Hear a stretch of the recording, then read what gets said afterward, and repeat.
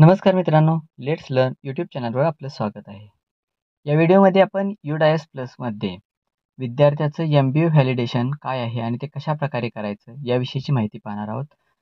UDIS पोर्टलमधील आपल्याला student module open केल्यानंतर विद्यार्थ्याचा आधार व्हॅलिडेशन स्टेटस पाहिल्यानंतर तिथे MBA व्हॅलिडेशनचा एक ऑप्शन नवीन येतोय. तो कशाप्रकारे आपण व्हॅलिडेट करायचा आणि यासाठी काय आवश्यक आहे याविषयीची माहिती पाहूया. तर यासाठी आपल्या फोनमधील ब्राउझर ओपन करा. ब्राउझर ओपन केलं तर सर्च बॉक्समध्ये आपल्याला UDIS प्लस टाकायचं आहे आणि सर्च करायचं आहे. सर्च केल्यानंतर इथं जी पहिली लिंक येते स्टुडंट मॉड्यूलची, त्या स्टुडंट मॉड्यूलवरती क्लिक करा. स्टुडंट मॉड्यूलवरती क्लिक केल्यानंतर आपल्याला इथं राज्य सिलेक्ट करायचं आहे. आता इथं मी महाराष्ट्र हे राज्य सिलेक्ट करतो आहे. महाराष्ट्र राज्य सिलेक्ट केल्यानंतर गोवरती क्लिक करा. त्यानंतर आपल्याला लॉग इन पेज नेहमीप्रमाणे ओपन होईल. यामध्ये आपल्या पहिल्या बॉक्समध्ये UDIS नंबर, खाली UDIS पोर्टलचा पासवर्ड आणि आहे तसा कॅप्चा बनवून आपल्याला लॉग इन करायचं आहे. लॉग इन केल्यानंतर आपल्यासमोर अशा प्रकारे पेज ओपन होईल. यामध्ये जे लाल रंगामध्ये आपल्याला करंट अकॅडमिक इयर 2025-26 दिसत आहे, त्यावरती आपल्याला क्लिक करायचं आहे. त्यावरती क्लिक केल्यानंतर आपल्याला शाळेची इन्फॉर्मेशन देणारा एक पहिला मेसेज दिसेल, तो आपल्याला क्लोज करून घ्यायचा आहे. यानंतर या पेजमध्ये आपल्याला डाव्या बाजूला जर आपल्या फोनमध्ये यात पहिल्यांदा 3 डॉटला क्लिक करा आणि डेस्कटॉप साईट करून घ्या. कारण आपण फोनमध्ये करत असताना डेस्कटॉप साईट करणं आवश्यक आहे. इथं जर समजा डेस्कटॉप साईट नसेल तर हे आपल्याला अशा प्रकारे दिसेल. त्याऐवजी आपल्याला कॉम्प्युटरसारखं दिसण्यासाठी या 3 डॉटला क्लिक करा आणि डेस्कटॉप साईट ह्या ऑप्शनला टिक करून ठेवा. नंतर आपल्याला अशाच प्रकारे दिसेल. त्यानंतर आपल्याला डाव्या बाजूला लिस्ट ऑफ ऑल स्टुडंटची ही जी लिंक आहे त्या लिंकवरती आपल्याला क्लिक करायचं आहे. पुन्हा त्याच्या खाली आपल्याकडे जे ॲक्टिव्ह स्टुडंट आहेत शाळेत सध्या असणारे, त्याच्यावरती आपल्याला क्लिक करायचं आहे. ॲक्टिव्ह स्टुडंटवरती क्लिक केल्यानंतर आपल्यासमोर पुन्हा एक असं सर्व विद्यार्थ्यांची यादी असणारे पेज ओपन होईल. यामध्ये आपल्याला शेवटच्या कॉलममध्ये आधार व्हॅलिडेटच्या कॉलममध्ये आपल्याला समजा त्या विद्यार्थ्याच्या समोर व्हॅलिडेट फॉर MBA अशी एक निळ्या रंगाची लिंक दिसते आहे. तर या निळ्या रंगाची लिंक काय आहे, तर MBA याचा अर्थ आहे, इथं आपण वर पाहू शकता, मॅन्डेटरी बायोमेट्रिक अपडेट्स.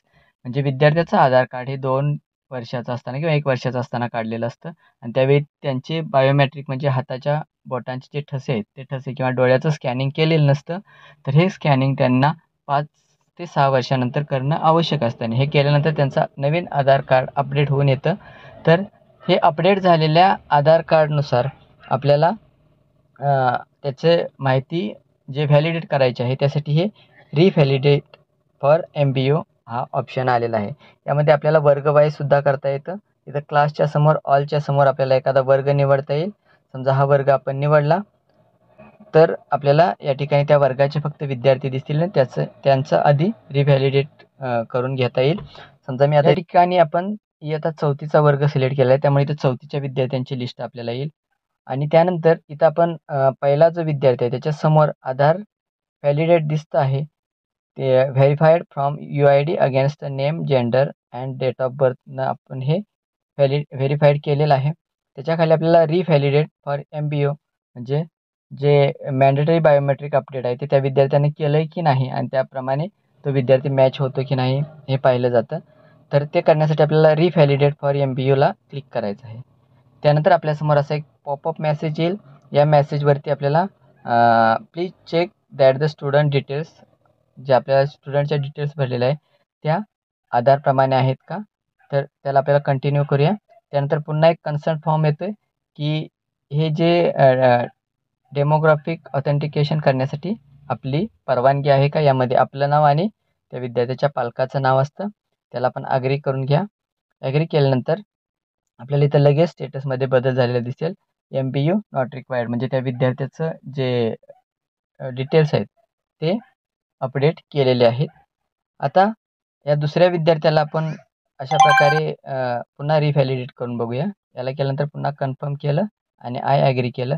आता या ठिकाणी आपण बघू शकता की MBA स्टेटस MBA पेंडिंग म्हणजे या विद्यार्थ्याचे जे बायोमेट्रिक अपडेट्स केलेले नाहीत, त्यामुळं त्या पालकांना आपण हे अपडेट करून घ्यायला सांगू शकतो. तर अशा प्रकारे आपण सर्व विद्यार्थ्यांचं रिव्हॅलिडेट फॉर MBA करून घ्यायचं आहे आणि हे करत असताना ज्या विद्यार्थ्यांचं MBA स्टेटस पेंडिंग दिसत आहे अशा विद्यार्थ्यांच्या पालकांना आपल्याला त्यांचं आधार अपडेट करून घ्यायला सांगायचं आहे आणि त्यानंतरच आपलं हे जे रिव्हॅलिडेशन फॉर MBA आहे हे कंप्लीट होणार आहे.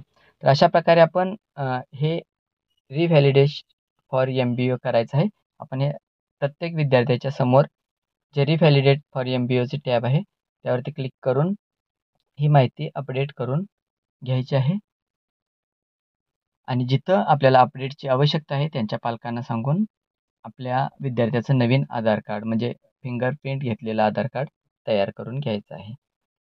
धन्यवाद.